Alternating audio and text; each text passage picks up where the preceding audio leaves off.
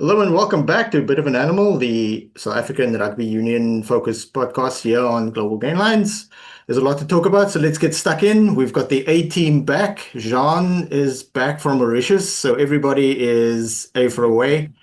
We've also got a special guest this week. We've got Angus Opperman from the rugby website I use most often, Rugby 365.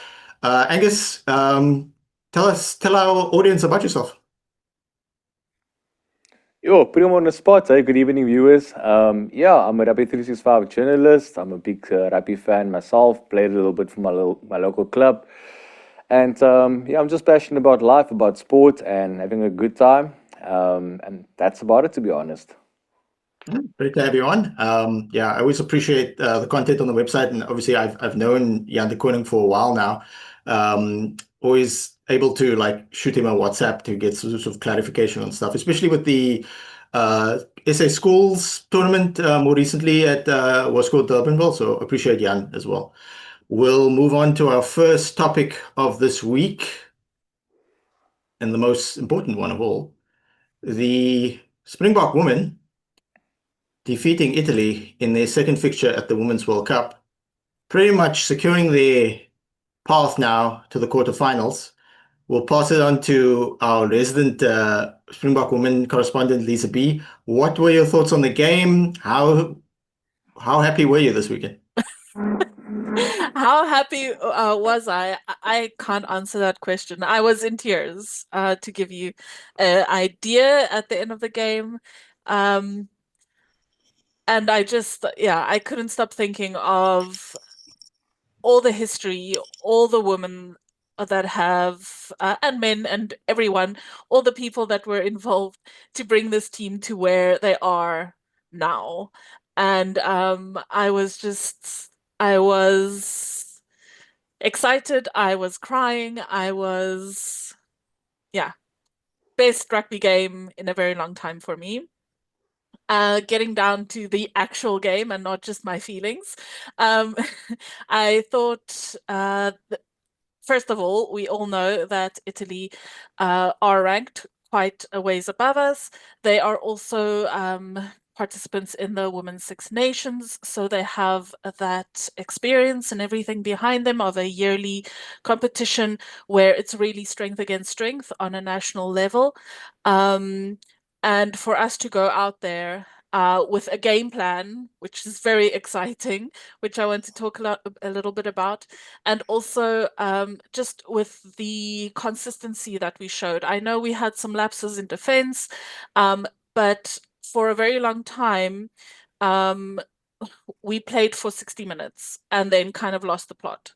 Um, and for this team to have stuck it out for a full 80 minutes against a very determined Italy, I thought that was just a credit to them and a credit, like I said, to how much they have grown.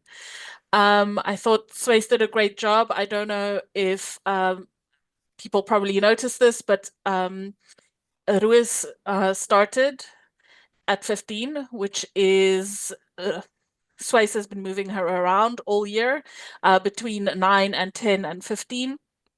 This game she started on at 15 with Tose starting at 9 and a 6-2 split on the bench with two centers. So no replacement 9. And when I saw that, I had an inkling of what might happen. And it did indeed happen that in the second half, Ruiz moved up to number 9. And the Tose went off, of course. And then something very interesting uh, by Randai Dolf, who usually plays 15 for the Springboks. At the day she plays 10. She doesn't really start that often on wing. So she then moved back and um, and obviously opened up oh, for oh my goodness, name's gone out of my head right now. Sorry, guys. Mapupa to move over to the wing. And that really meant that we could bring on Nguevu and later on Eloise Webb and really push the Italians to the end of the second half and kind of keep that physicality going through the whole game. And yeah, I was just so proud of it, and it was such an interesting way also to use Ruiz when she was at 15 as actually almost like another 10. Especially, I'm sure everyone saw that scrum that resulted in Malinga's try. Just that move, I just thought it was such a great way of using our strengths, mitigating our weaknesses, and yeah, just fantastic.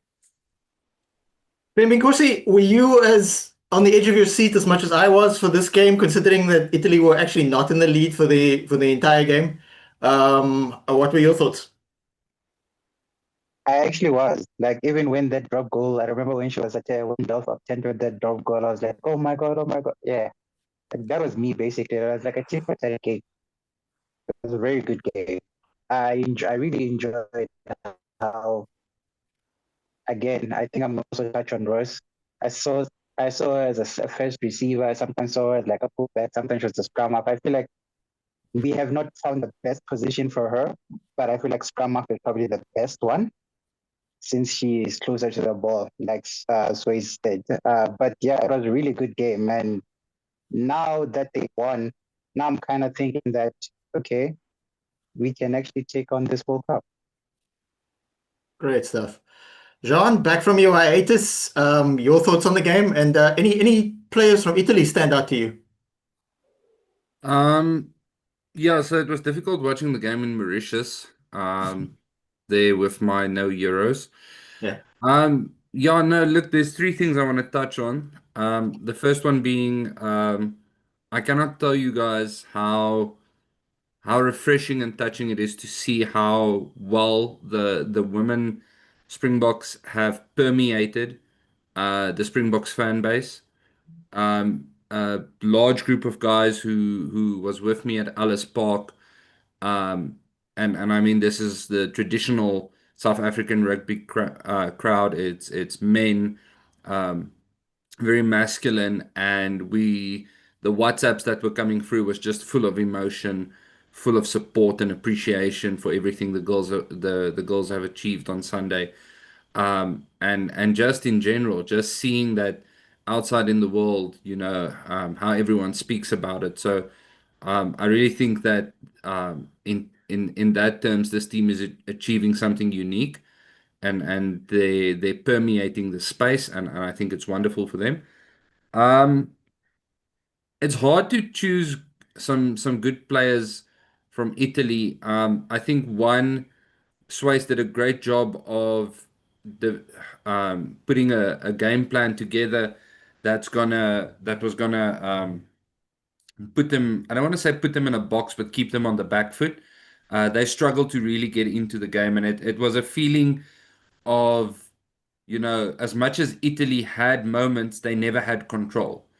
There's a couple of jerseys I remember seeing a lot. The 11 from Italy, she made some spectacular tackles, and she certainly had her hands full with Dolph and Malinga. But I remember her being very busy. Um, but yeah, it's just difficult. And then credit to Swice again. Pairing his very attacking mindset with the strengths we had prior to him coming in. Like we've always been good at scrums, as far as the women's Springboks go. But something I noticed was like on the back of the scrum. Um, we would almost stack vertically.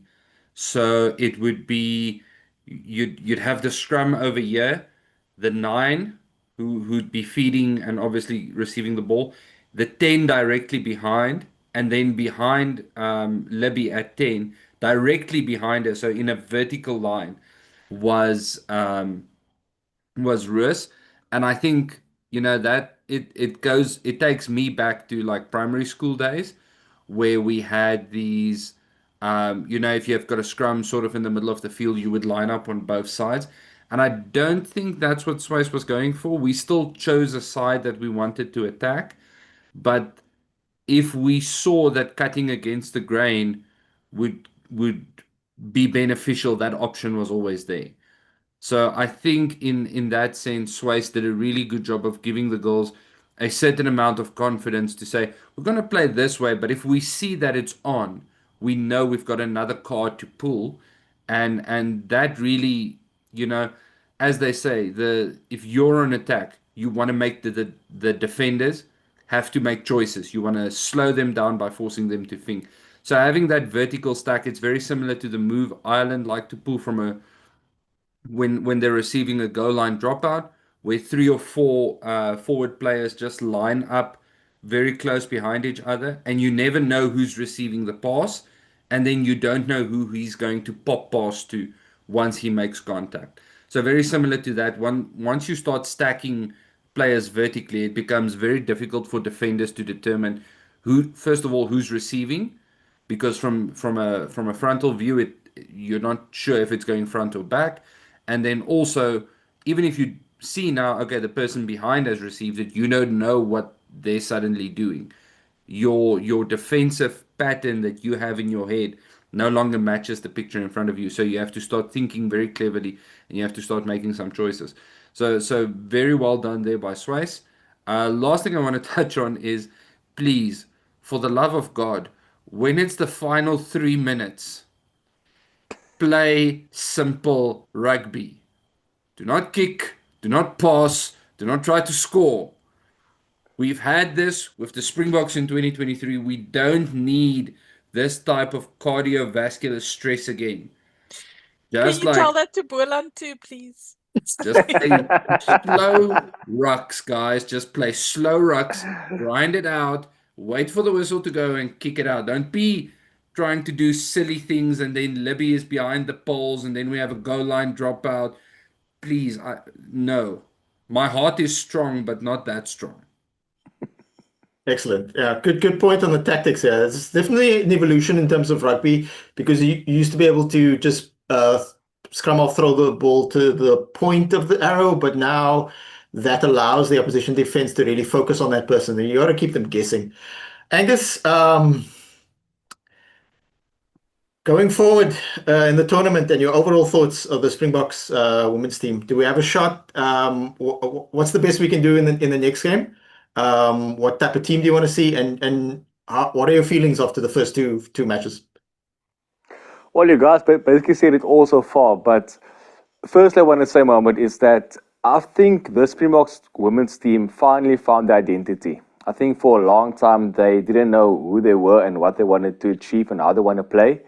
But under Swayze and Akkers to an extent and all the other management and coaches, they actually found a way that suits them and they found their DNA and their identity in the same breath. So that's the one good thing that came out of this tournament, and even preceding that against the Black Ferns 15 in Canada and all the other games they played before.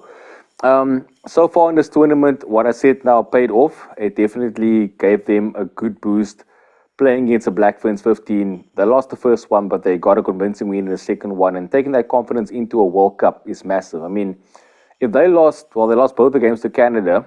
If they lost all four games, all four big games, they would have came into this tournament being a bit maybe full of self-doubt, or are we good enough to be here? You beat any New Zealand team like the Black Ferns 15. I know it's their second string side, but the confidence you get from that is massive going into World Cup. And you can see it in these ladies' faces. They play with smiles on their faces. They play with a lot of enthusiasm and a lot of will. And my take from these two games, Brazil was excellent. That was almost a masterclass.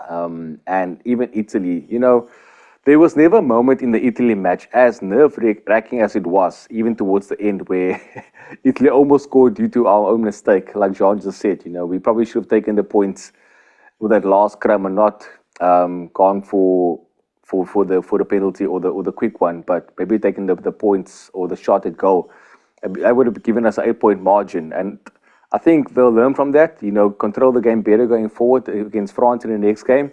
But I think the good thing is that they got the confidence and the belief to do what they need to do. I don't think Swayze will play the best team against France, knowing that they've qualified, and he knows in all likelihood they will probably get beaten even if they play the first team. So I've got this funny feeling that Swayze might raise the best team, and I'm saying that in quotation marks because they're all amazing ladies.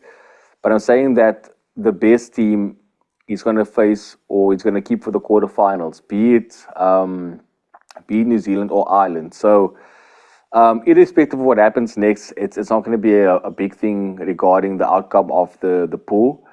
But I'm not going to talk about much about the next game against France. I'm more going to focus on the game, be it Ireland or New Zealand. I think in that match, if we can frustrate them, I shouldn't say we're supposed to be impartial, but if the Springbok women can frustrate them, get under their skin, rush up on defense, make them like make errors, force them into errors. We saw in the two New Zealand games, they've been quite erratic. Um, they're not so much in sync with each other. They don't have that synergies too much that like they used to have. So I would say put them under pressure. Force the knock-ons. We got a good scrub. Let Hele off the back, make a good carry, get over the advantage line, put them under pressure, force the penalties, and maybe just maybe we can see more history in the Bok women going to semi-final. Well, we're looking forward to it. The match is on Sunday. It is the last match of round 3 of all the World Cup matches in the Women's World Cup. Sunday at 5:45. Do not miss it. Lisa B, you get the last word on the Springbok Women's before we move on. Yeah, I'm also kind of all week I've been wondering if we had a choice, who would we want to play? The Black Ferns. As it looks at the moment, it looks probably like Ireland will be second. So if we finish top of our log, we would play against Ireland. But that would require beating France, of course. So I've been exactly thinking about that, Angus, all week long. Should we play to win France? Is it even possible to win France? And then, what would be more beneficial? Of course, Ireland is slightly lower ranked than the Black Ferns, but because we play the Black Ferns 15, we kind of have faced that style of rugby.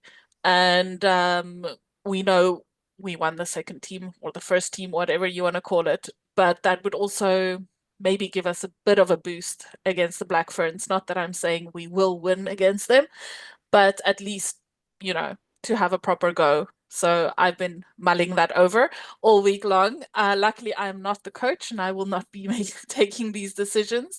But yeah, really excited to see how that works out. Excited to see in the pool with USA and England and Australia who's going to finish where. And it's just, I think from now on, it's going to be more and more exciting. And if people out there haven't been watching, please get on the hype train right now. It's really going to get exciting from here on out. I think a big factor is also our sister podcast on this Global Game Lines YouTube channel. The Women's Treehouse podcast is doing really, really good. Not just because it's a Women's World Cup, but because it's weird. It's probably my favorite podcast on this YouTube channel, and I'm on 2 of them because also on the URC Rewind, which is also taking a hiatus. So yeah, please tune into that, the Interpro Show, the Irish podcast, as well as the Wall Street Journal. Jean, your thoughts on the Women's World Cup? Yeah, just something I want to add quickly. And I'm going to take everyone back to 2017, 2018. There was a specific person sitting in the coach's box with our first win in New Zealand, as well as the draw a year later, right before the Rugby World Cup. And it's the same person who's currently the head coach of the women's Springboks. So the how can I say, the thing for me is, if Swayze can take a very pragmatic approach, right? And I get it, everyone likes to win beautifully, but if we can grind it and turn it into a competition of strength, not a competition of skill, and feed on their ego the way we did with them taking the quick line out and Vili scoring the try off of that. Similar sort of things of, they want to rely on their skills and we give them the opportunity, but then exploit that. Swayze is very good at setting that kind of thing up. So I think if we can balance the approach between being pragmatic, bringing them to our table, and then exploiting where they're overconfident, I think we could tip this in our favor. And I always choose hope, I always choose belief. So I think that's what will happen because reckless hope is the only way to go through this thing. Yeah, we're guaranteed two more games in this tournament. We're very much underdogs for both of them.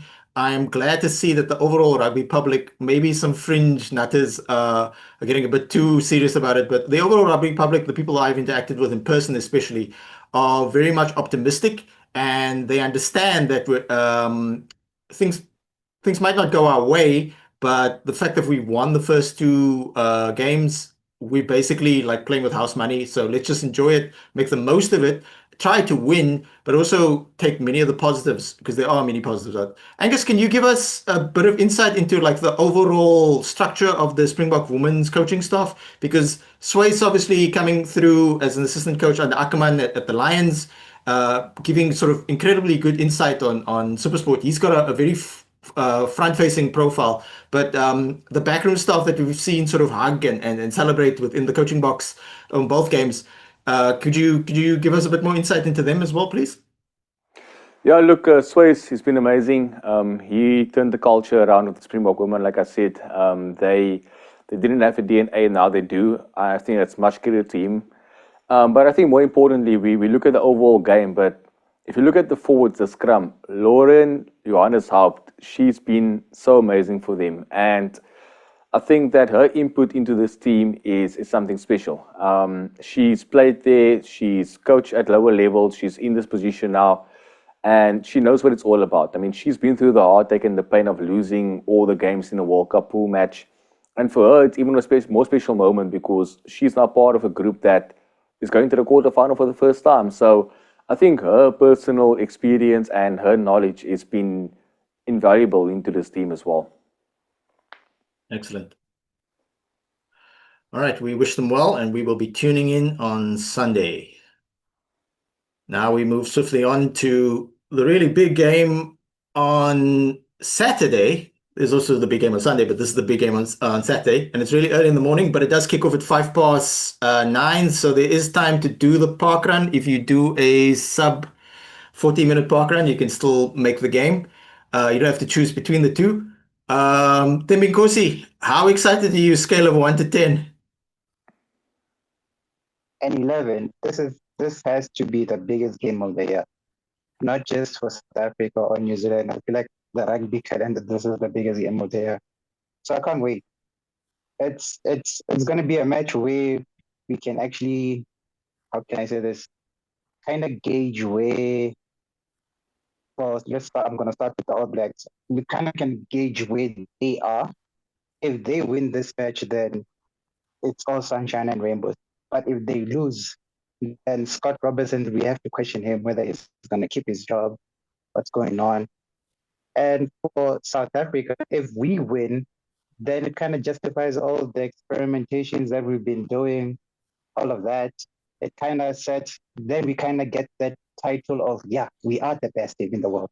We just broke the record that everyone else couldn't break. So it is going to be an interesting game. I feel like it's the biggest game of the year. Yeah, I'm really excited for it. It's not that I devalue the rugby championship. I just see things in space of test rugby, and you want to win as many games as possible. However, I also understand and am calm about the idea of the fact that we're sort of working towards preparing multiple things, like building a bit more depth in case of injury, involving the game plan also in relation to preparing for a World Cup in Australia. Jean, your thoughts on Saturday morning's game? Yeah, it's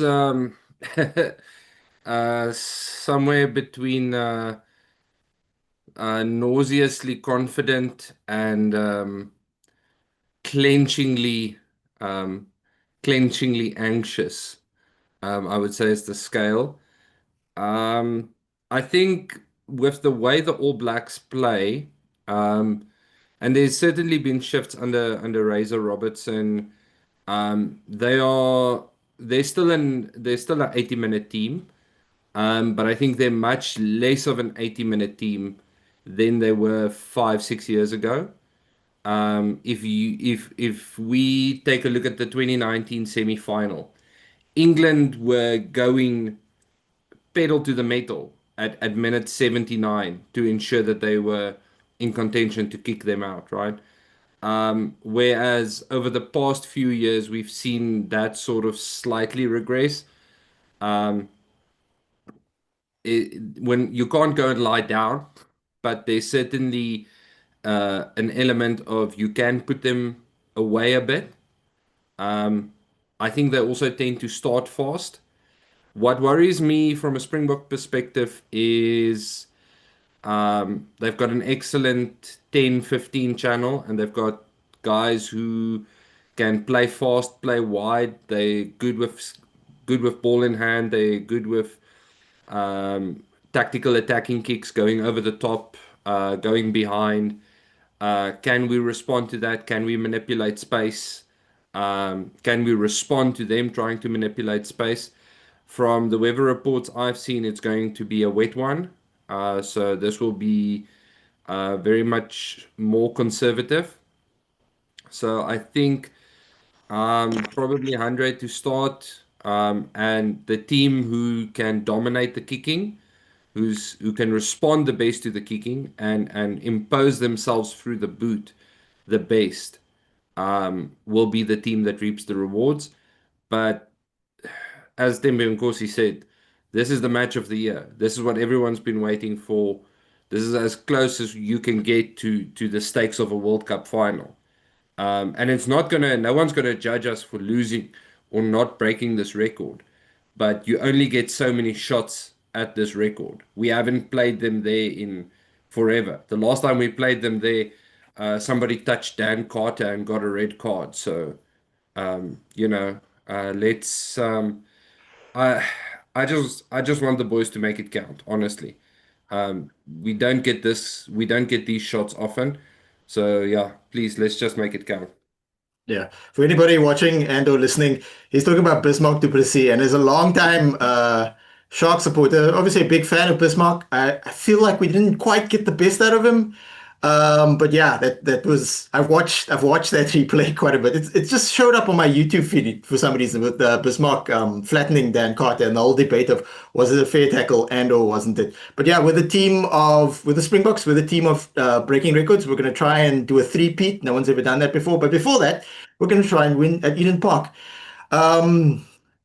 Angus, the game starts at 9:05. Does that mean you start the braai at 6? Well, I would have loved to, but I'm on duty for Currie Cup the afternoon. I've actually got a second birthday party to go to. My godson to the spas the Monday. So I'll be working in Paul, my best friend's house. It's his son. But I'm definitely going to maybe, get a beer or two in before my shift starts later that afternoon. But to the more serious part, Mohammed, I think to add what John said as well, you got one shot at this. And I think the most important thing to remember is that the Springbok team has been dubbed the golden generation, and they need to live up to that hype. No one's going to judge us, like John said, if we lose this game. But records are meant to be broken. And I wrote about this past week as well. You probably saw it too. This Springbok team has all the credibility to do what is called an upset. At the end of the day, guys, it's 15 against 15. It's a patch of grass of 100 meters, and it's two teams battling it out for the best. Stadium's got a history, it's got an aura and all that. But it doesn't matter on the day. We saw the Wallabies beat the Springboks for the first time in how many years? 63 years, 62 years. It didn't matter on the day because there was two teams battling it out against each other. And I also wanted to say that I think Razor's got more pressure on him than Rassie does. He has to defend the record. Razor's been dubbed as the messiah of New Zealand rugby when he took over from Fozzie. And his record has not been too great. He's suffered 2 losses against Argentina. He hasn't beaten the Boks yet. He's been on a bit of a slope. So to him, if he loses this game, people are going to start questioning his coaching tactics as well. Great Super Rugby coach. You won, 7 titles with the Crusaders? All good. International honors? Not so much. So if he's the coach that's going to lose this game, he's going to be remembered as the All Black coach that broke New Zealand's stronghold at a certain venue that's been a stronghold for them. So irrespective of the result, I think for the Boks, the pressure is more New Zealand than South Africa. Yes, we got a lot at stake. We've got the Rugby Championship, we've got the Freedom Cup, we've got a record on the line. You've got Ori Sabia playing his 100th, which generally is not a good omen for the team who the player is involved in. People tend to lose their 50th and 100th matches, but that's just omens. It's nothing big. But I do think that the Boks are quietly confident, and I think the All Blacks are a bit nervous. And also, I'm not sure Razor knows who's his best fly off. Is it Bowden Barrett? Is it Damon McKenzie? I mean, Damon started most games last year, and we saw Bowden getting a bit of a run this year, but neither of them actually impressed. I mean, that's why they want Richie Mo'unga's back as soon as possible. And what does that tell you as a fly half, as the two fly halves, the main fly halves in the group? What does it tell you if your coach wants a guy back from Japan who you think is better than you? Doesn't that play on your mind? You make one mistake in a game, you knock a ball, or you make a bad pass or something, all of a sudden you might think you're fine, but I think subconsciously it will get into your head and you might just have a bad game afterwards. So I think the Boks have actually a very good chance, more than people may think, more than the bookmakers. They're not favorites now, the Boks this weekend. The All Blacks are the favorites according to the bookies, not by much. But I think that the Boks, they've got every opportunity to make history this weekend, and I got a very good feeling they will do it this weekend as well. Yeah, and just something else.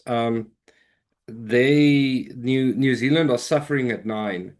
They're really suffering at 9. So as far as I know, they've both their first choice 9s as well as second choice 9 is out.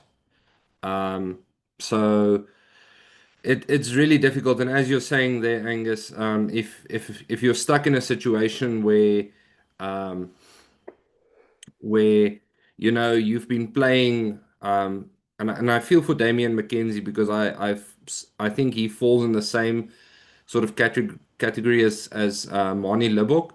Like if he's on fire the day, he's on fire, and he's difficult to live with. But then Bowden Barrett is just he's such a class act. And I mean he ripped it up in 2015, and even in 2019 he was giving us nightmares.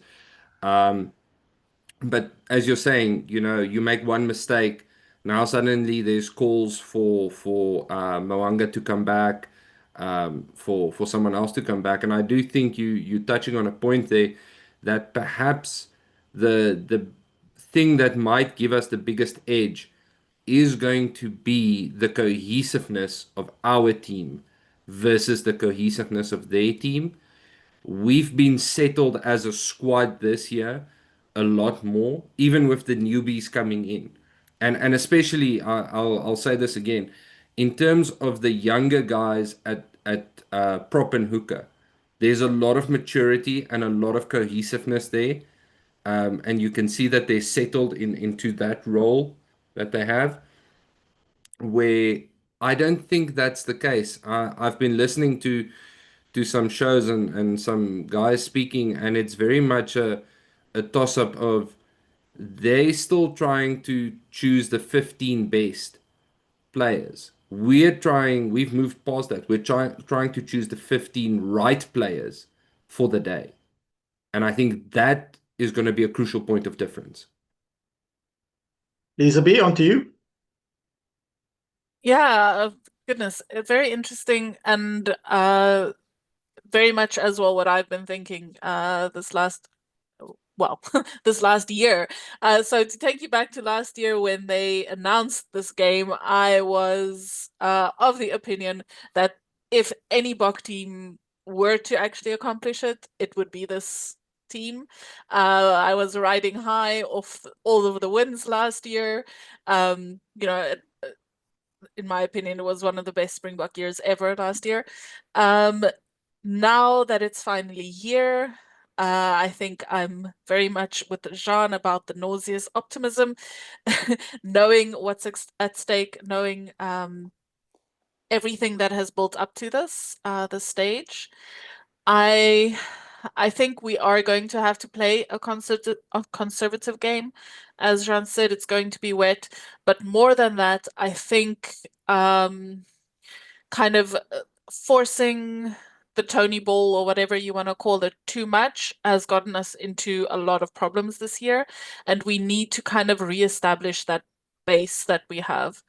Of course, this means the All Blacks are going to know what's coming, but we can still, if we play conservatively, I think that it's going to be our best bet. And like you said, like everyone has said, they are not the most settled team at the moment.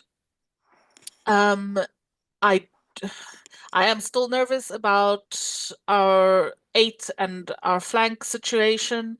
I'm nervous about the lineouts. I think if we are to even think about winning this game, we are going to have to control our lineouts better, and sort that out, and also sort out the breakdown. It's been a lingering problem for at least the last, I would say, year and a half.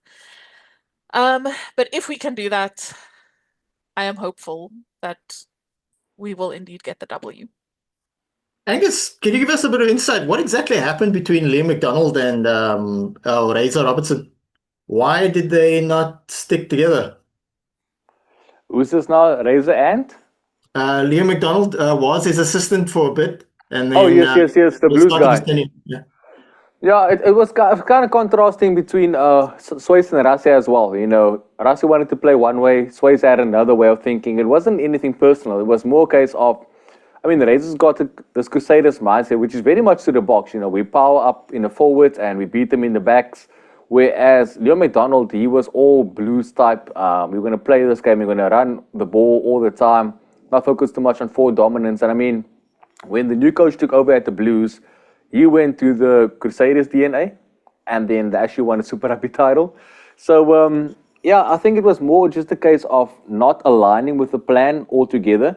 And I think as coaches, you do need that. You do need guys that's actually all on the same page. And I think not on a personal level, but I think more on a coaching level, they weren't on the same page. And it was just one of those things where it just didn't work out for them. All right, excellent. We look forward to the game. Just a quick reminder, like, subscribe, click the notification bell. If you do not click the notification bell, I'm inclined to believe you are Aaron Smith.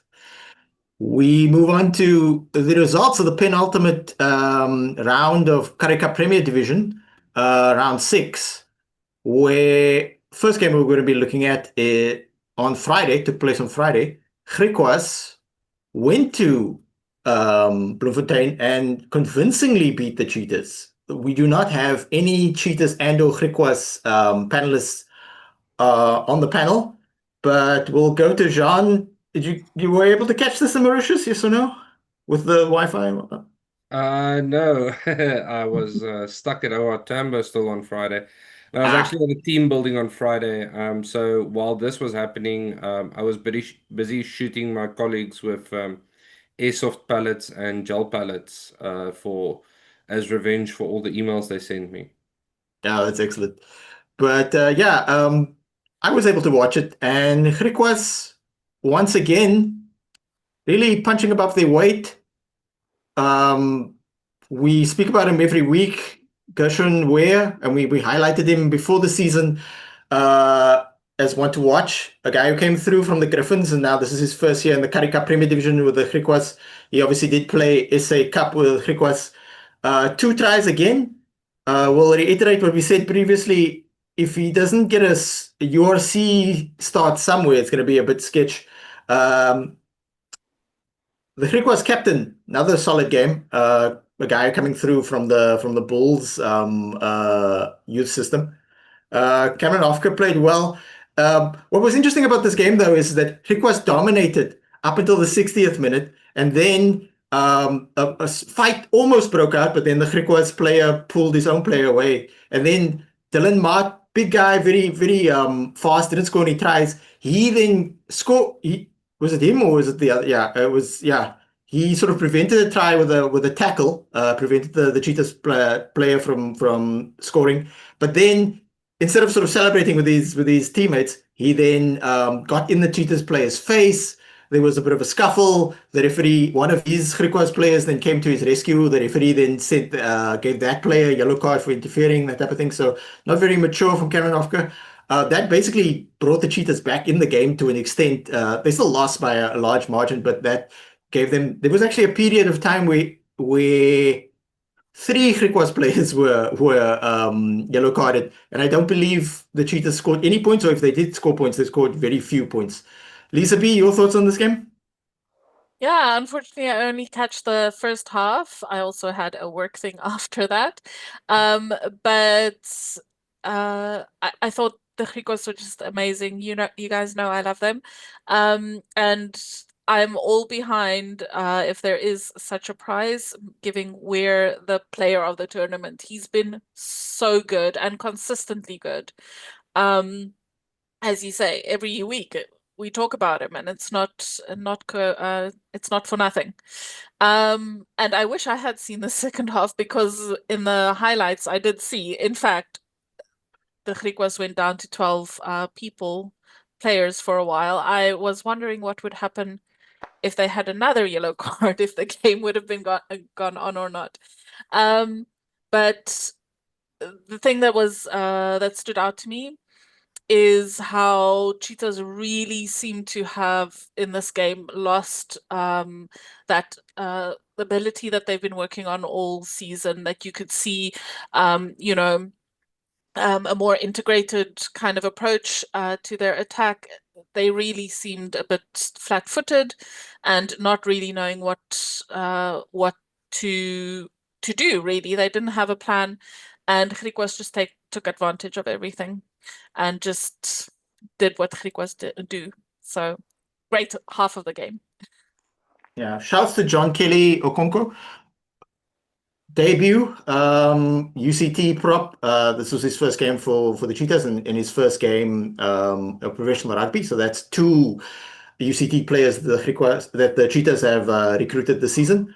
Of course, talking about awards, we have to announce that Cohen Jasper won the Hairstyle of the Week award, the prestigious award that we're doing here this season, for his very impressive mullet. So well done to him. Angus, your thoughts on Cheetahs falling short against Griquas at home, no less? Yeah, look, Cheetahs had a tendency for the last couple of games where they tend to almost let other teams in. And we've seen it where, I think it was against the Lions, a game before that as well, where they had a good lead and then they tend to let it slip, and then they score a late try and then they end up winning the game. Unfortunately, this time for them, they basically started how they finished their second half of the previous week, and it actually bit them. It actually bit them quite hard. Griquas were quite clinical. Their forward dominance was amazing. I mentioned Dlamini, the captain, Kebo. He was amazing as well. And I think the cohesiveness of Griquas just came through again. I mean, both these teams played against each other in the SA Cup. They know what they're all about. And I mean, people forget that Griquas lost a lot of guys to other franchises.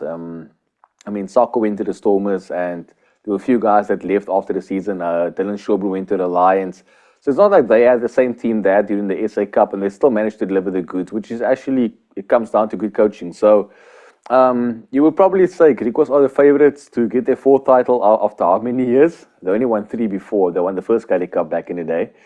But I mean, I think this is probably their best chance to make history and be the first team to win it in, I think, over 100 years, to be honest. So Griquas, they just know how to get the job done. And I mean, they are tough enough in Kimberley, but to do that in Bloemfontein, as they call it, the graveyard, I mean, that's something special, and that's a statement they made.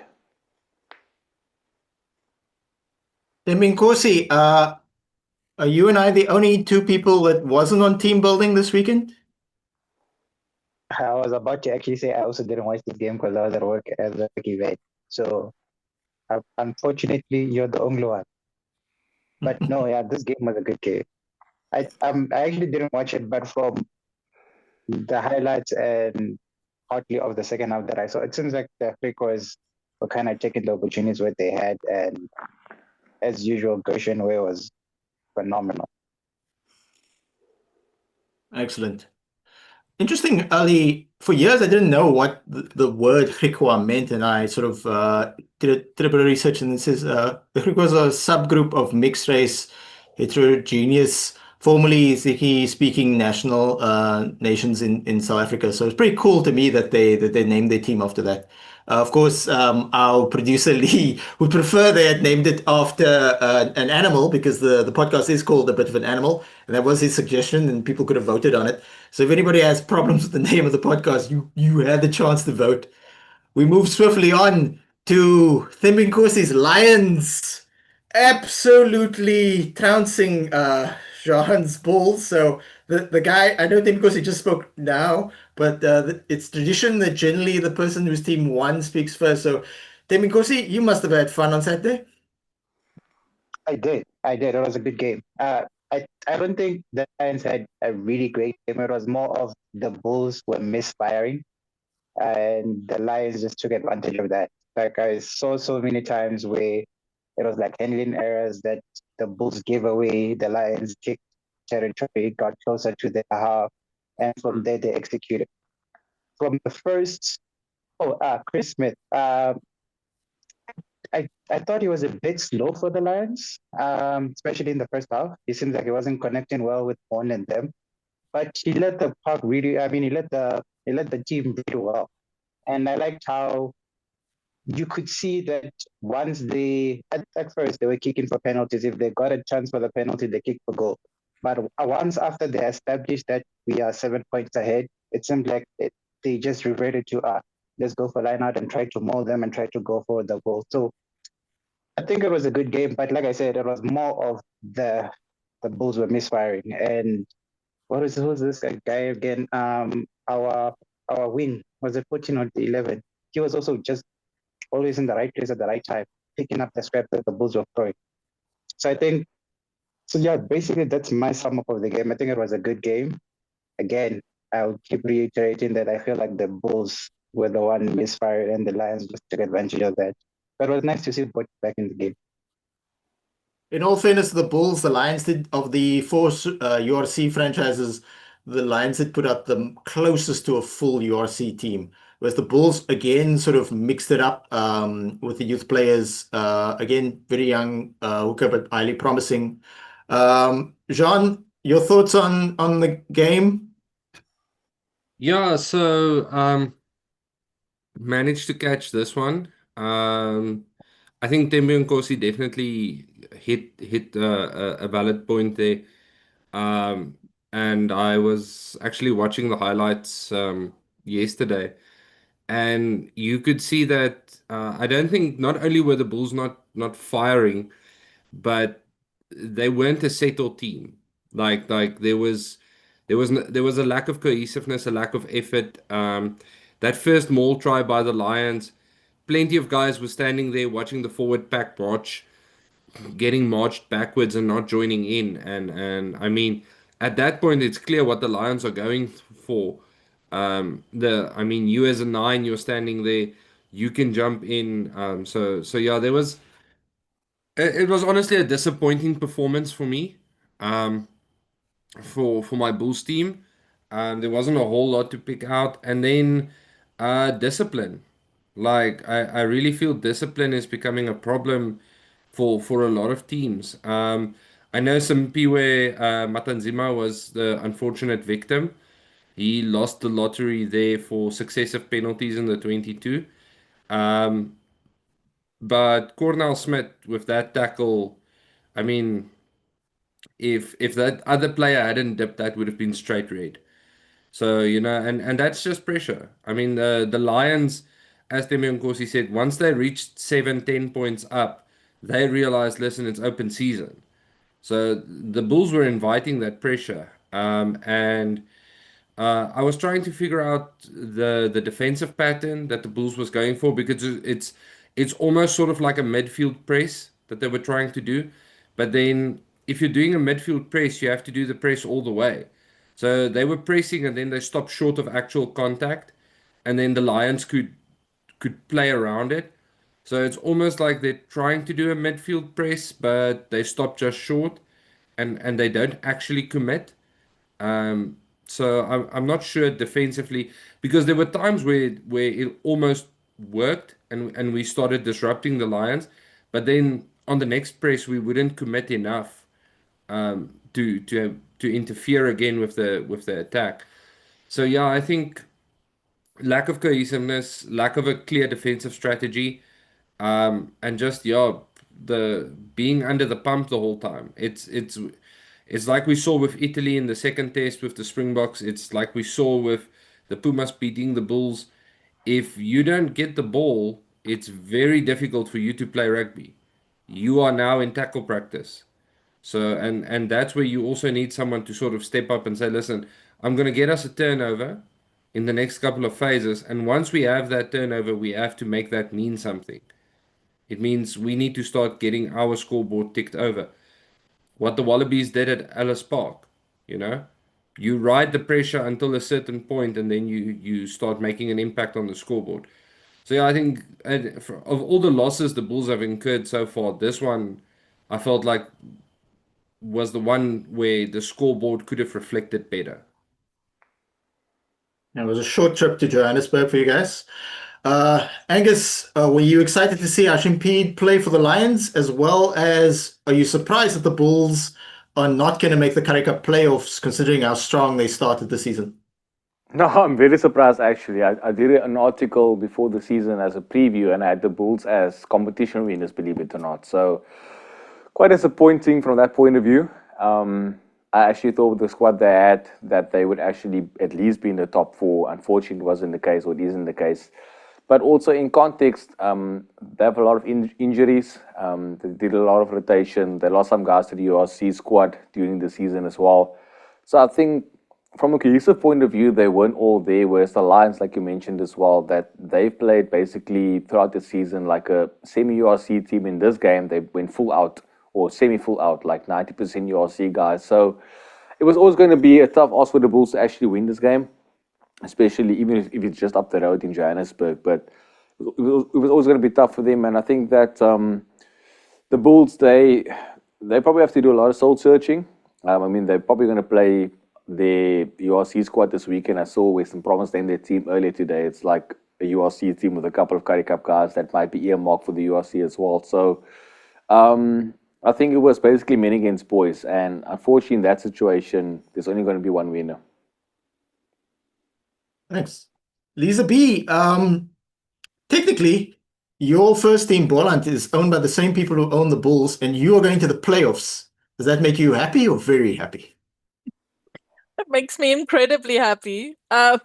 We're not really making things easy for ourselves. I would have been over the moon if we could possibly get a home playoff, but I think we've made that that possibility very difficult for ourselves.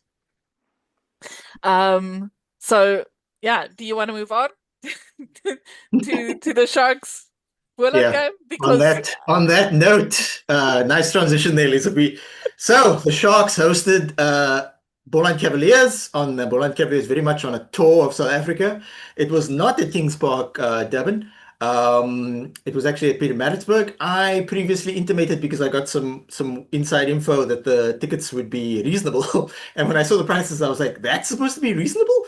So, but I've never been to Pietermaritzburg. Maybe people are more loaded than I anticipated. Yeah, we won. Bit of a disjointed display. Started well, let Boland back in, and then needed a last-minute penalty kick from Sia Masuku, cult hero. Basically, helped us win the Challenge Cup, led us to the Challenge Cup. It was in great form, not so great form last season.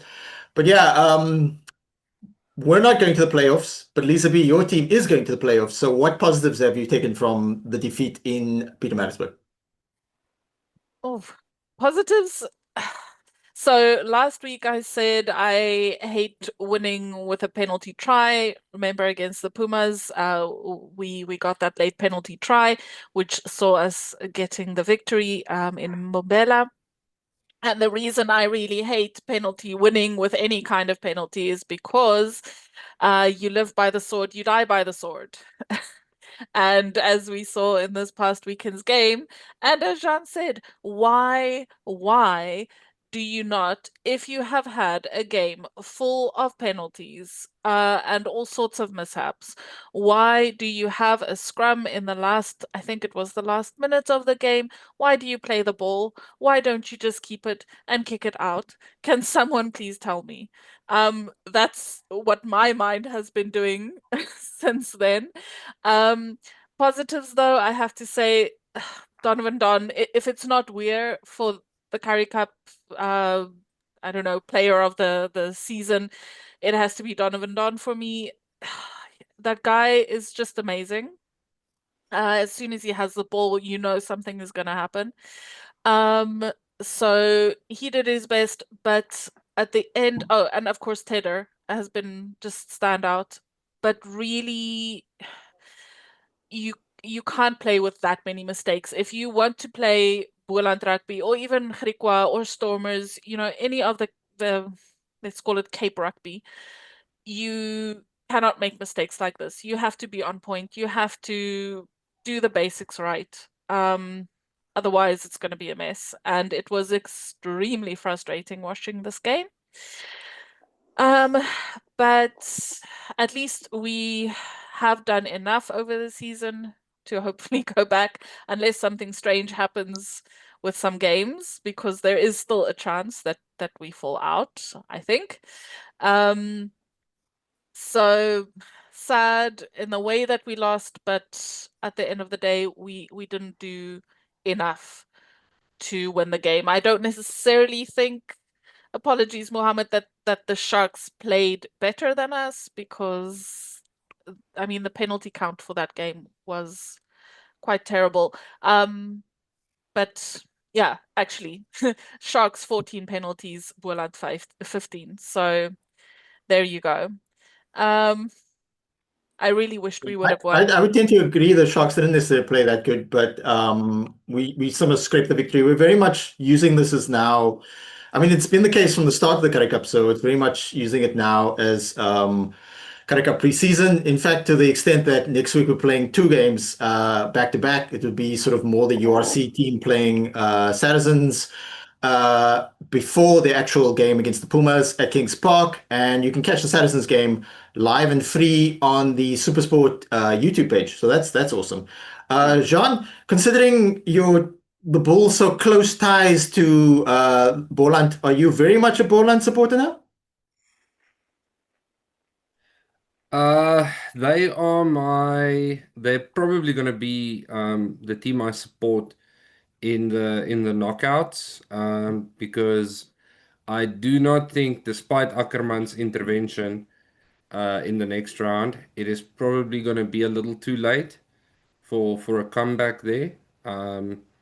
So yeah, I might have to borrow Lisa B's team, and we'll just double up on in terms of analyzing Boland. But yeah, it's like I said, it's disappointed. As Angus said, we started the season really well, and I thought we were gonna have a good solid run, and then we sort of just fell off the cliff there a little bit. Angus, are you looking forward to hopefully a Boland quarterfinal, a semi-final and/or final in the Currie Cup at that stadium in Wellington that they packed to the rafters?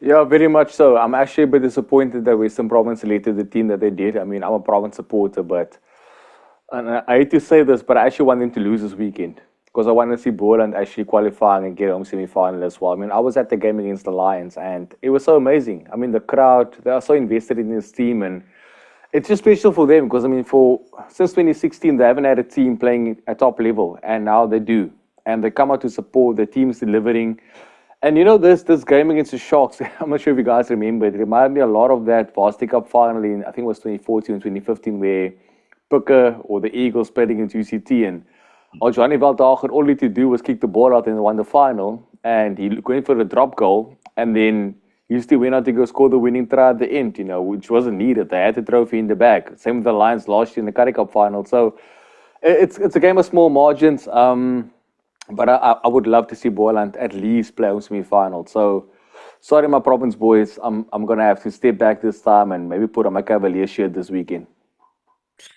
I'm loving all the converts. Speaking of Semi-convert. speaking of Western Province, they hosted the Pumas at the DHL Cape Town Stadium, but unfortunately came unstuck because they mostly played sort of a mixed youth team. Angus, your thoughts on Western Province falling short once again, possibly going the whole season without a win? Yeah, that's disappointing, Mohammed. But I mean, Dabo said in the week he's sorry to the supporters. He's sorry for the performances because it's on him. He made the decision, and it wasn't the plan for to pan it this way. So, I think in the bigger picture, we got a lot of good guys through. Like Ezekiel and Ngubeni came through. We've got a guy like Saku. He didn't play this weekend, but a guy like Saku, he basically got a good run as well from Griquas, Riley Norton, Zach Borton, former Springbok captains Paul de Villiers. They all played in that game. I think from that point of view, if they can be better going forward for the Stormers, that'll be good. But I think for a brand, I mean, the team that's won the most Currie Cups, it's not a good look, especially being last on the lock and possibly, not possibly, they will definitely end there. Even if they beat Boland by 100 points, it doesn't matter. So it's disappointing, but I understand the context where Province is coming from. I just didn't think they're going to be this bad this season, to be honest. Yeah, it's a mixed team. I've been impressed by Carl Smith. He's very young. Let's not rush him. I've seen some irrational complaints that Labib Levy is a bad coach, but like, what are you supposed to do with that team?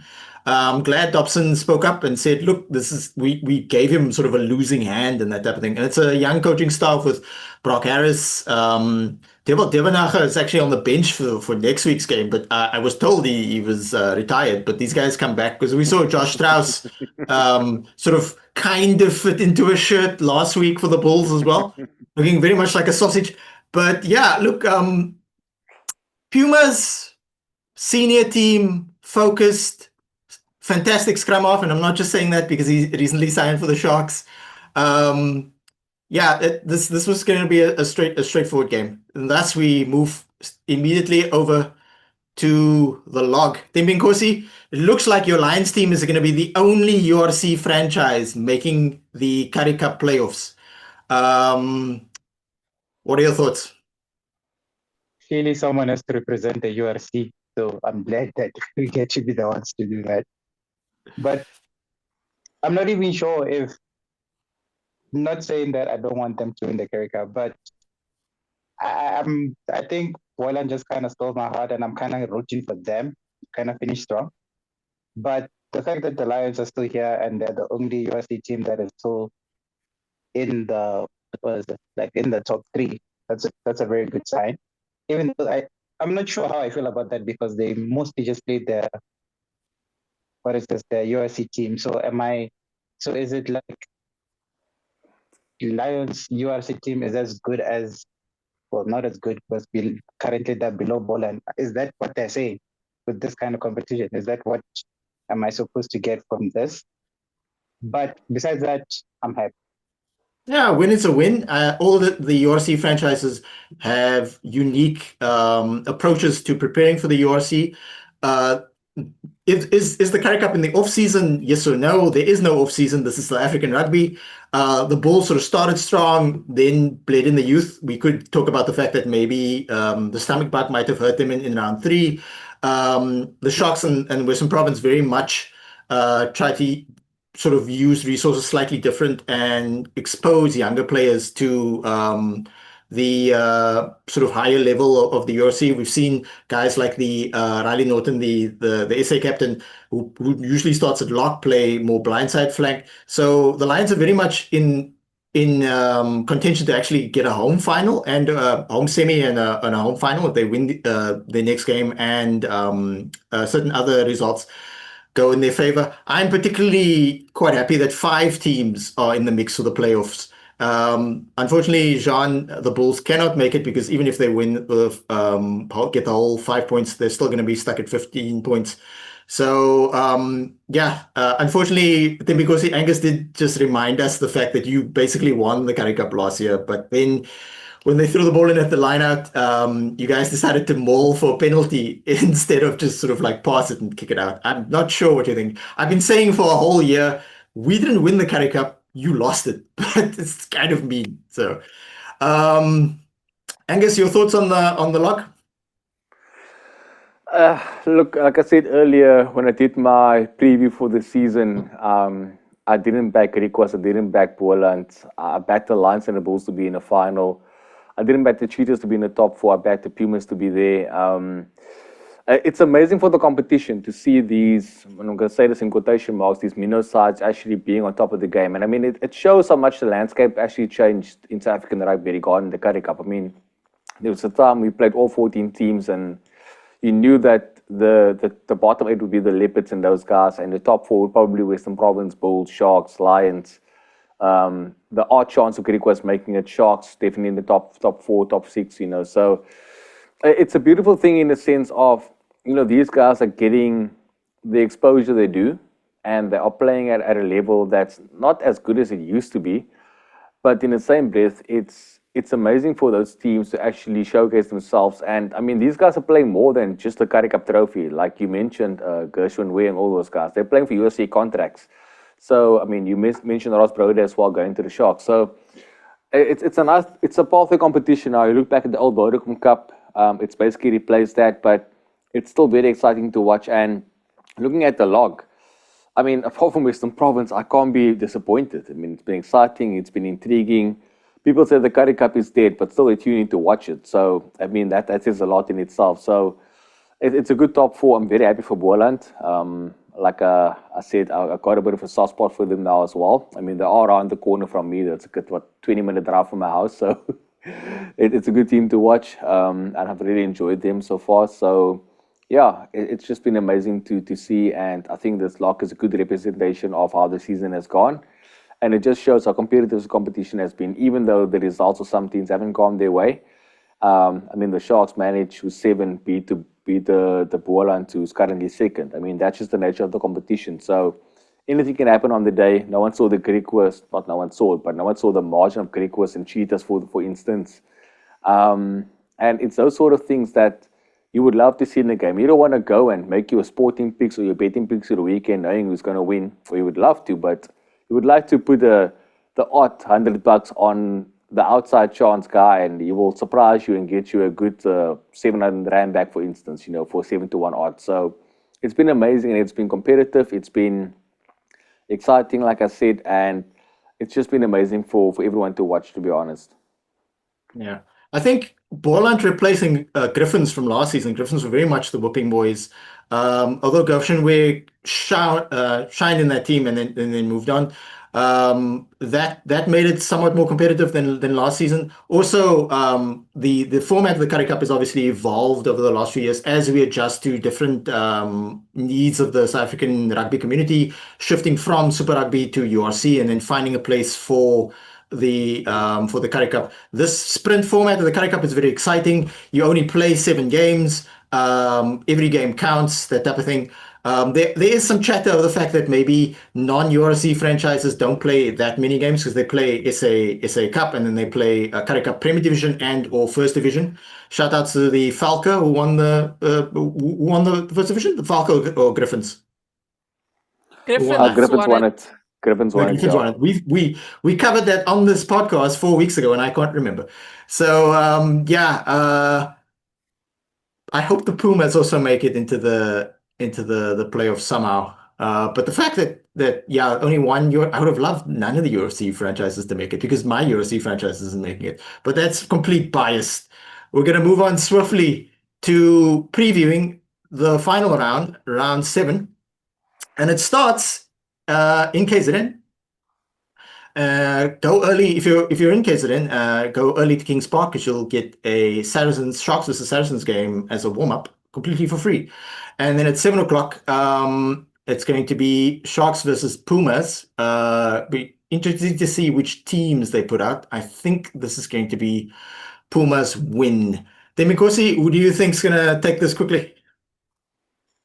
I think the Pumas, to secure their spot more firmly, needs the win. So I'm gonna go with the Pumas. Yeah. Lisa B, your thoughts?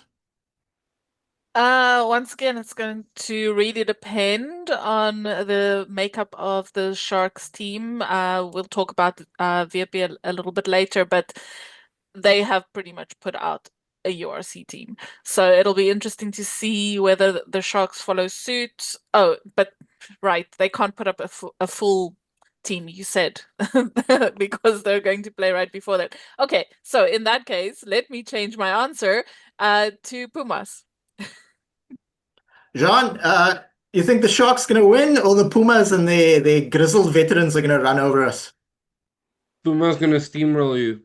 Ah, You guys wanted to play Harlequins as a warm-up. It does tell me something though, because I would have pictured a warm-up against the URC team, so why not invite Leinster, Munster, plenty of other choices.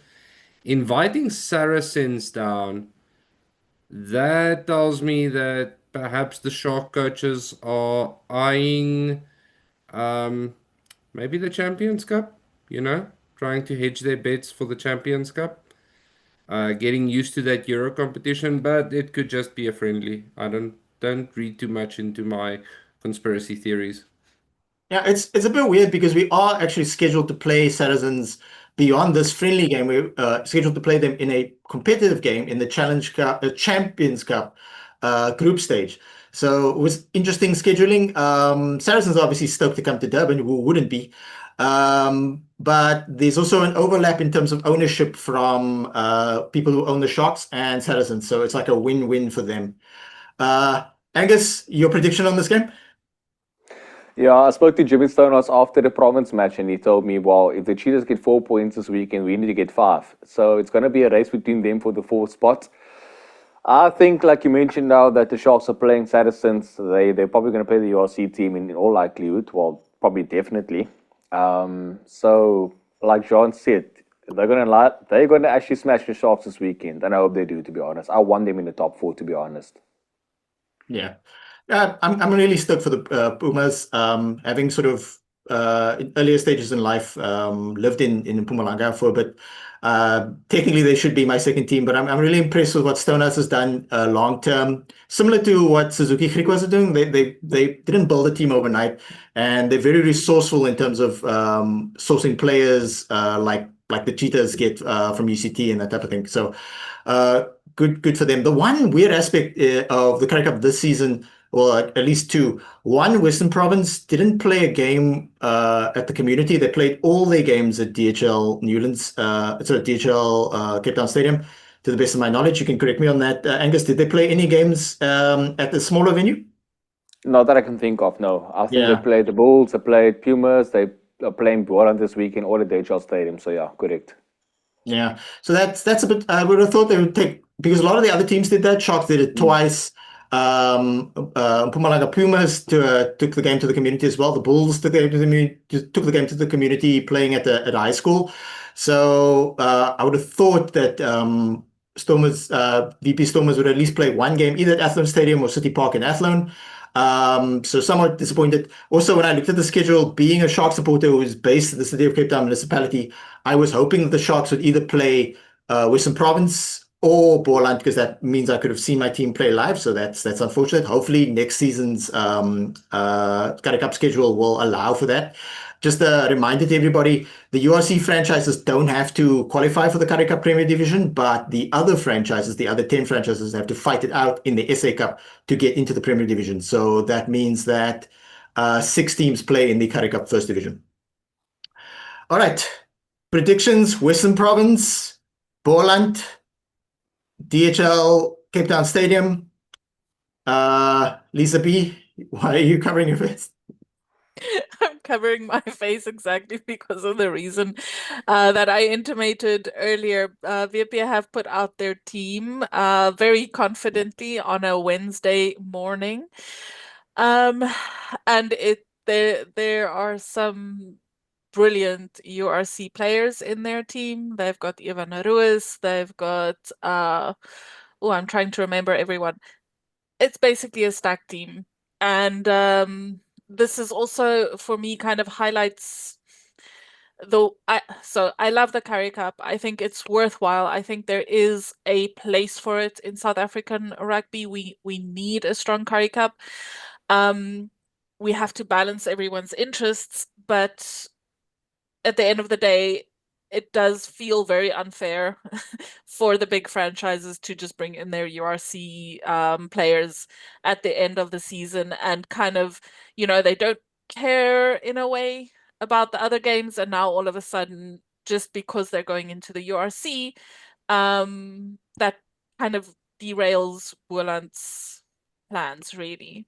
We did know that it was coming. I saw an interview with the coach that was done before the Currie Cup even started. So it's not like we were unaware of this, but our squad is smaller. Our players have been playing all out through, it's just 7 games, like you said, but for a small squad, it's an investment, and the players are tired. Luckily, this is just an hour down the road, so not a long travel. But it kind of feels unfair, I'm not gonna lie. So I don't have a lot of hope, is what I'm getting to. The best I think I can hope for is to at least get the bonus point to still, be comfortable in the top 4. I was kind of playing with the idea of whether we might have a home semi-final.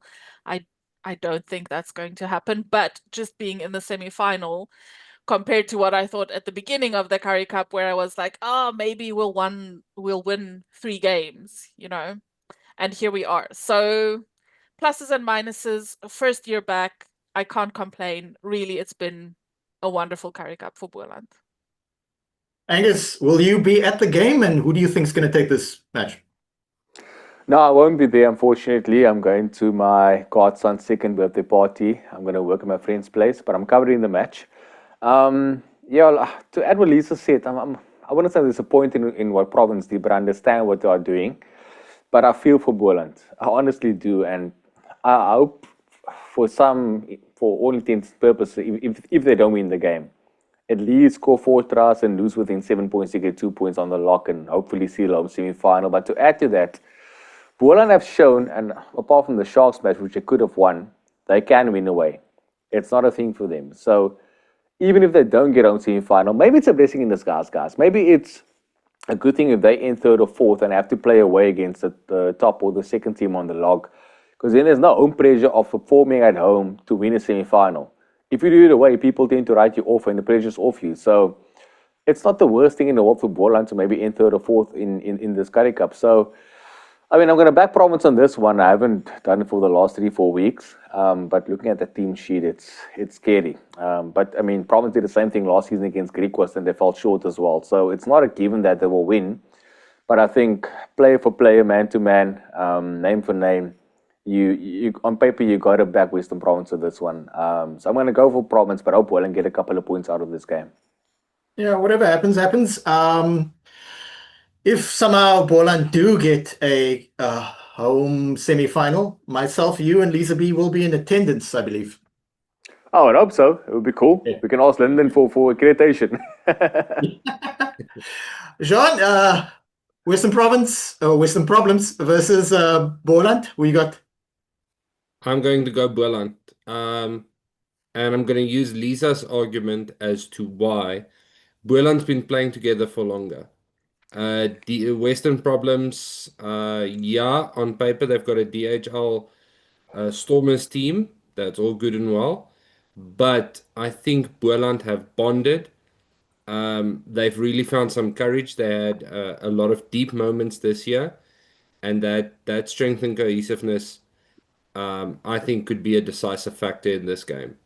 So where Western Problems are seeing this as a URC warm-up for Boland Cavaliers, they're going to approach this pretty much the way the Springboks approach anything past the quarterfinal. 1 point win is a win. So yeah, and honestly, if Boland Cavaliers win and Suzuki Griquas win and the Pumas do what they need to do, then we will all get our dream of having no URC teams present in the knockouts. Now, I think we lost Thembinkosi. Thembinkosi, you still there? No, I think he's dropped. Okay, so this is actually the most competitive game of this week. It's both two teams in the playoffs. Lions will likely put out a really good team again, but I actually think Griquas will put up a fight. Angus, do you think this will be an arm wrestle? No, it will be. You mentioned how Greek was put up a fight. And to reiterate John's point, like Greek have been playing together all season long. The Lions, they've also had the majority of the URC team, but even if they put in more guys, I think in a sense of cohesiveness, maybe they won't be gelling as much. But I mean, altitude is a factor. I mean, also Kimberley's a bit higher up than other coastal teams, but still. But I would not be surprised if Griquas hit the win with a bonus point, to be honest. So I'm actually edging towards Griquas. Maybe it's the heart talking, maybe not the hit. I've got big love for the Lions too, but I love an underdog, so I'm going to go for the Kimberley side. Lisa B, who's your money on? Yeah, Griquas. I'm sorry, it's just the way they play together. I know the Lions have got some magic in there too, but Griquas all the way. Jean? Griquas. I need the Griquas to win so the Lions can fall out of contention for a knockout spot. Yeah. My heart says Griquas. I really like their team. I like what they've done over these last few years, really, of losing players and then coming back and being smart about recruitment and that backline of Hofka and Mart and Weir, inside center, Zwelendaba. He's really good. He's from the Western Province system. I think URC teams should look at him as well. It's quite young. Outside center in Zane Bester's played quite well. Their forwards, they've got the distinction of having the most Gustavs in their team. I mean, if you don't win with that many Gustavs, when are you going to win? So yeah, Griquas, we're going to back you. You're making the short trip from Kimberley to Johannesburg. Hopefully you pull it off. You're probably definitely in the playoffs, but yeah, let's secure a home semi-final and a home final. Final match of the week. Cheetahs travel to Pretoria, take on the Bulls. Jean, it's your team. You're out of the playoffs. You're playing for pride now and preparing for the URC. What do you think is going to transpire in this game? Yeah, I think it will be an unconvincing victory. And I don't mean that the Bulls won't look good. I just think the Cheetahs will have some fight in them. There's a long-standing rivalry between the Plaas Japies and the Stads Japies. So the City Boys and the Farm Boys will duke it out. But I think I've got money on the Bulls getting a redemption victory. But I wouldn't be surprised if it's not a 9 out of 10 performance, even with Ackerman there, and perhaps a quasi URC team a la Western Problems and other teams. I really think that it's going to be a disjointed performance. I think they'll get it over the line, but it's not going to convince anyone. Lisa B, your thoughts on the game between the Boland owners' favorite second team and the Cheetahs? This is a toss-up for me, hey. It's very much 50-50. Cheetahs can do it. They have shown that they can do it. Bulls, I just wonder if pride will be enough to actually get them over the line, because there's literally not a lot else that they're playing for. So just purely because of the motivation, I'm gonna go with Cheetahs. All right. Angus, you get the last word on this one? I'm going to back the Bulls on this one, Mohammed. Ackerman said, I think it was yesterday in the press conference, that he hinted that he'll play some URC guys. He said something interesting, actually. He said, our best team is the one in red, which means the injured guys. And he mentioned a lot of Springboks. So, I mean, I mentioned the injuries before early in this podcast, but I'm still going to back the Bulls on this one. The Cheetahs, I mentioned this earlier as well, they tend to fall off the rails in the last 20, 30 minutes. And they haven't been good in the Griquas game. But they'll put up a fight. But like John said, the Bulls will win, but it won't be convincing. It will be like a bit of a moral victory, and I think the Bulls might keep the cheaters out of the Currie Cup, and Pumas will win, and then the top four will be those guys. Yeah, that doesn't bode well for the Cheetahs' very public ambitions to be put back into Super Rugby and or somehow make it into the URC when that gets reshuffled, if and when the Welsh teams sort of either reduce their teams and move over to the English Prem or stick around and there's some space for them. The last key aspect of this week, it's been long anticipated. So South Africa have become the sixth shareholder within the URC system. Jean, your thoughts on this? Is this going to help the Bulls get even better players? Although you did just lose Mervyn Ori to the Sharks. Yeah, you and me will sort that out behind the sheds now. No, just kidding. Yeah, look, I think this could, if we utilize this right, it could be a big turning point for South African rugby because our biggest restriction right now is funding. And I'm going to take a simple example. If you take a look at Leinster's coaching lineup, you have got a literal world-class coaching lineup. It's Leo Cullen, it's Jacques Nienaber, it's guys with plenty of international experience, guys who have played in test matches in Champions Cup finals, etc. Our biggest hamstring right now as South African franchises are the fact that we can't grow our coaching tickets. Um, Imagine getting a guy like Willie Leroux to be your backline coach at the Bulls. That's a cheat code. You've got South Africa's best, probably best attacking player, teaching guys from academy age how to spot space, how to identify space, how to run into space, how to put your 13 and your 14 in space so they're doing a 2-on-1.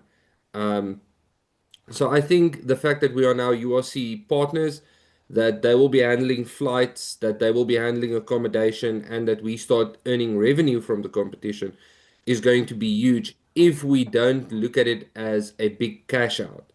If we look at it as the opportunity to invest into coaching and bigger squads, we might actually have a decent chance of competing at both URC and Champions Challenge Cup level because you need big pools for this.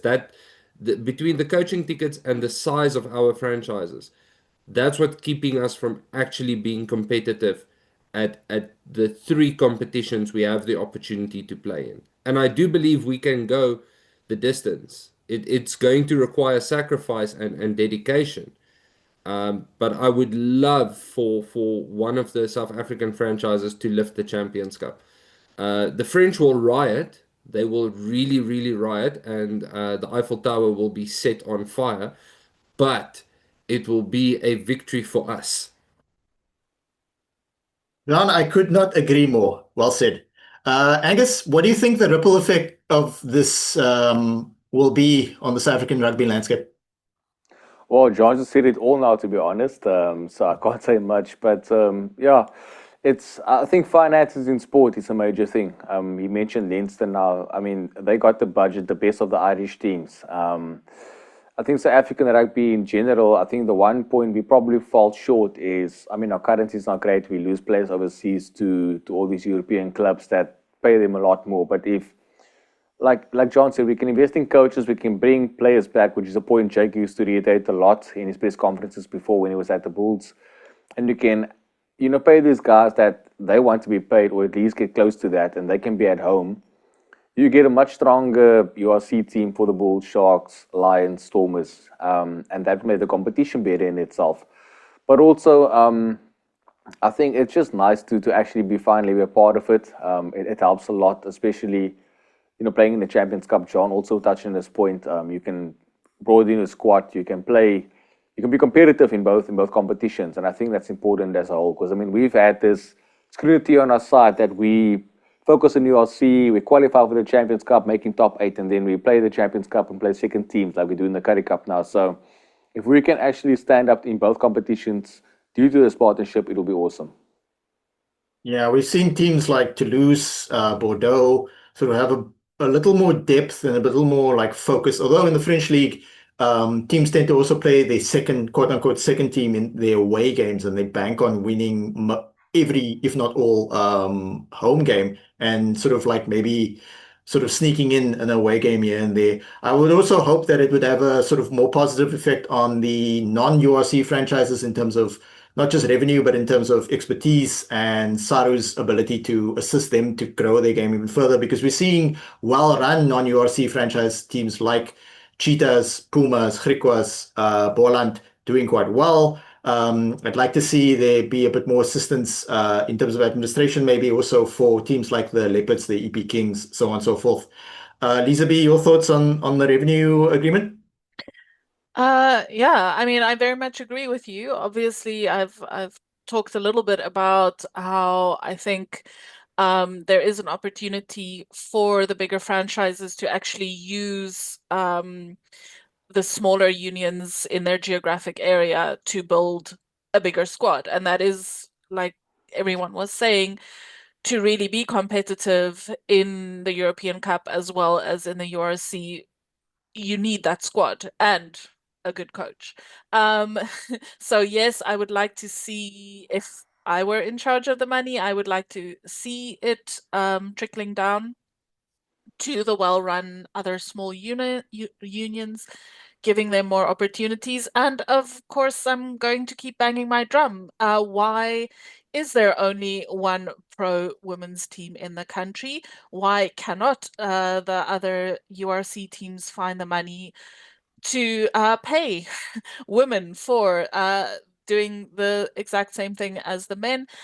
Of course, we can talk about the pro contracts from SARU, which is also going to help, and the hopefully soon to be announced new provincial league, women's league. But yeah, put some of that money into the women's game. Stormers, you can let your cheerleaders go. No one really watches them. Let more people watch VPN playing. Excellent point. Lisa's house Yeah. is going to be attacked by cheerleaders for the next 2 weeks. I just want to point that out. It's fine. I'm ready. Bring on the pom-poms. Well, if a house is going to be attacked by cheerleaders, we're just going to give them my address and say she lives there. It'll work out in my favor. Good for you. Guys, fantastic episode. Unfortunately, Tim Nkosi dropped out. I hope he's okay. We'll catch up. I'll give him a call immediately after this. Yeah, from myself and the panel, thanks to Angus for joining us, special guest. So that's awesome. Tim Nkosi just messaged. Oh, his Wi-Fi is acting up. Oh, okay. It happens to us all. Okay, if you got to the end of the podcast, comment down below. And until next week, in Rassi, we trust.